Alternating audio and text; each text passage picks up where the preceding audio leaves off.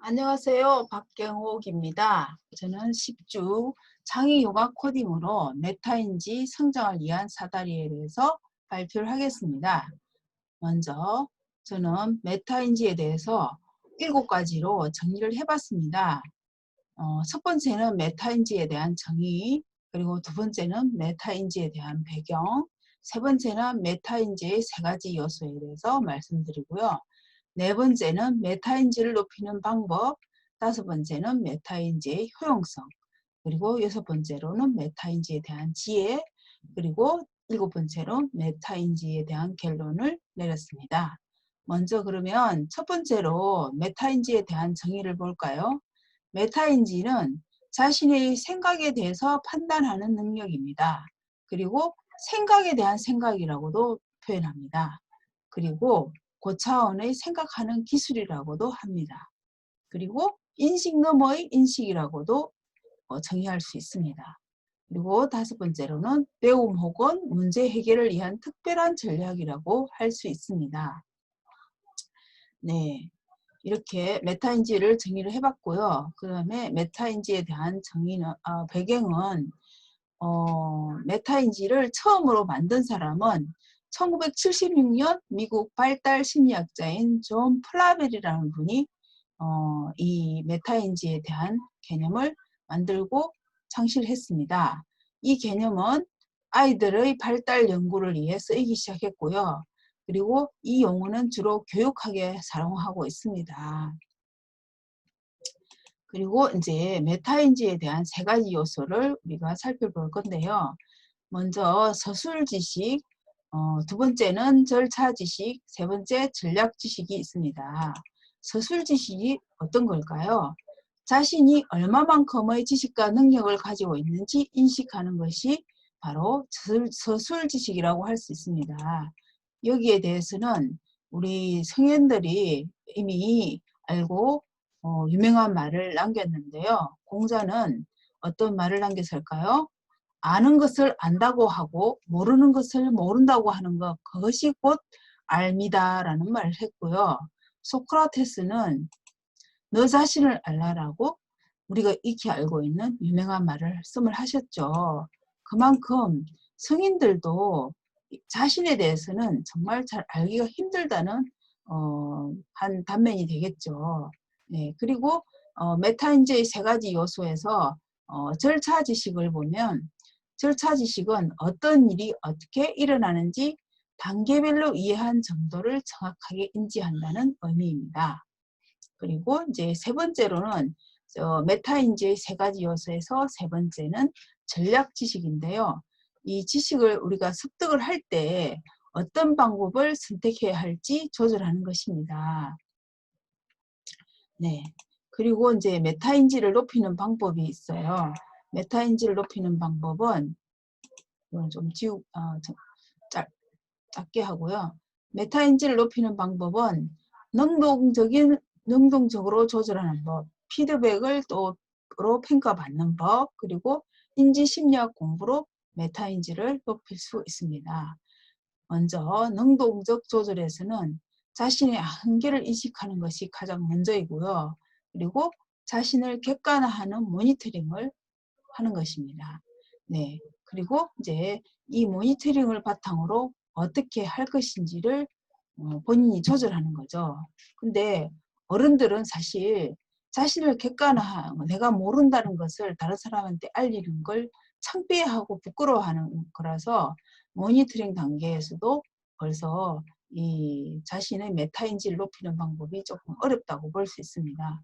그래서 솔직하게 모르는 것을 모른다고 다른 사람한테 물어보는 것, 그것이 메타인지를 높이는 지름길이라고 할 수 있습니다. 네, 그리고 이제 피드백 평가를 받아서 우리가 메타인지를 높이는 방법이 있어요. 그것에는 시험과 전문가, 발표, 토론, 강의가 있는데요. 먼저 우리가 시험을 치면 시험에는 또 2가지가 있어요. 혼자 스스로 쳐보는 셀프 평가. 집에서 이제 교과서나 아니면 어떤 책을 읽고 거기서 연습 문제를 풀어보는 거죠. 그러면 이 부분은 내가 잘 몰랐구나. 아리까리한 게 역시 틀렸네. 이렇게 내가 이 오답을 했는 것을 다시 고칠 수 있는 기회가 되겠죠. 그래서 이제 그것을 알게 되면 메타인지가 높아진다고 할 수 있습니다. 그리고 상대평가로는 학교에서 시험을 치면 뭐 1, 2등 이렇게 시험 등위가 이렇게 나오잖아요. 그러면 내가 얼마만큼 노력하니까 여기 몇 등 안에 들구나. 이렇게 내가 좀 더 노력하면 얼마 정도 되겠구나라고 이제 또 객관적으로 상대평가를 통해서 메타인지를 높일 수가 있겠죠. 네, 그리고 전문가를 통해서도 메타인지를 높일 수가 있는데요. 우리가 이제 운동을 할 때는 코치 안내를 많이 받잖아요. 뭐 수영을 하거나 야구를 하거나 아니면 골프를 치거나 이럴 때도 코치의 지도를 받는 사람하고 안 받는 사람은 차이가 많이 나죠. 혼자서 뭐 개구리 헤엄 아무리 쳐봐도 뭐 백날 지나도 그것은 실력은 늘지 않지만 수영 코치의 지도를 받아서 정확한 영법으로 하면은 10일 만에 나는 빨리 갈 수 있는, 빨리 가고 정확하게 운동할 수 있는 그런 수영법을 익힐 수 있습니다. 그것처럼 전문가의 지도에서 코치의 역할은 아주 중요하다고 할 수 있습니다. 그리고 우리가 학교 다닐 때는 교사나 그리고 대학교 이상에서는 교수의 지도를 받으면 공부의 방법을 빨리 이제 파악해서 좀 더 효율적이고 효과가 더 나는 공부를 할 수 있겠죠. 네, 그리고 이제 발표, 대중 앞에서 발표를 하는 걸 통해서 자신이 깊이 있게 아는지를 여부를 청중의 반응에서 알아챌 수가 있습니다. 그리고 토론을 통해서 자신의 지식을 남에게 이해시키고 설득하는 기술이 발전합니다.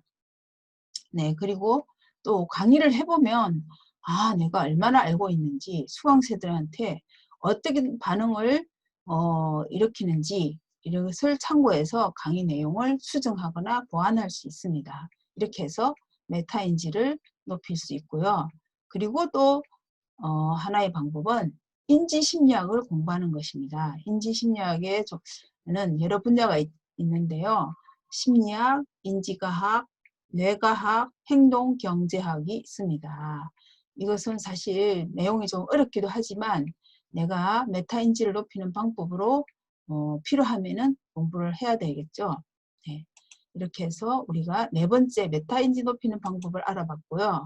다섯 번째는 메타인지의 효용성을 알아보겠습니다. 메타인지는 학습을 가속화시키고 그리고 효율적인 투자가 되고 성적이 향상이 됩니다. 네, 그러면 학습 가속으로는 적절한 시기에 적절한 도전을 하면 우리는 높은 성취가 가능해집니다.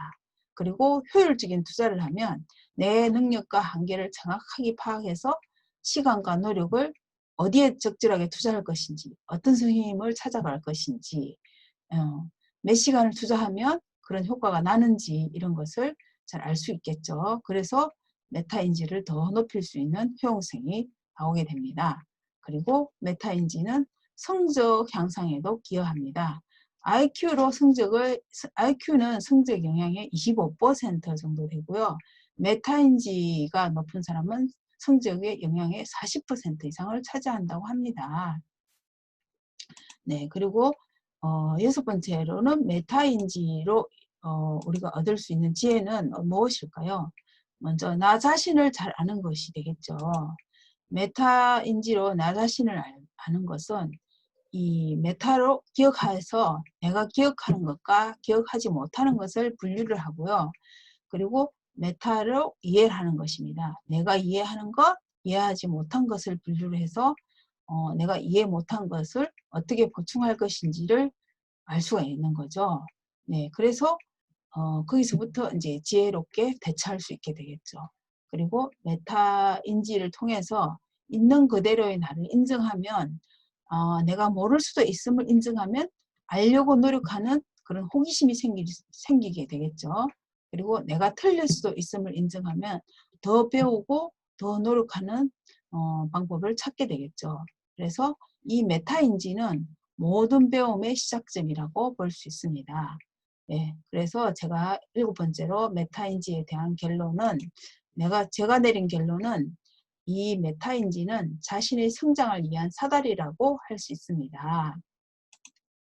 네, 오늘 메타인지 성장을 위한 사다리라는 제목으로 메타인지에 대한 정의와 메타인지에 대한 정의와 메타인지에 대한 배경, 그리고 메타인지의 3가지 요소, 그리고 메타인지 높이는 방법, 그래서 능동적 조절, 피드백 평가, 인지심리학 공부에 대해서 알아봤고요.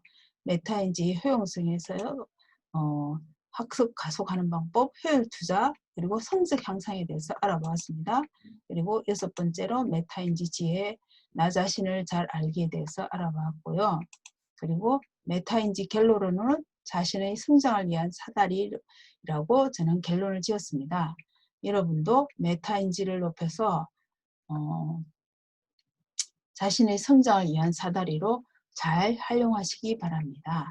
이상입니다. 박경옥이었습니다.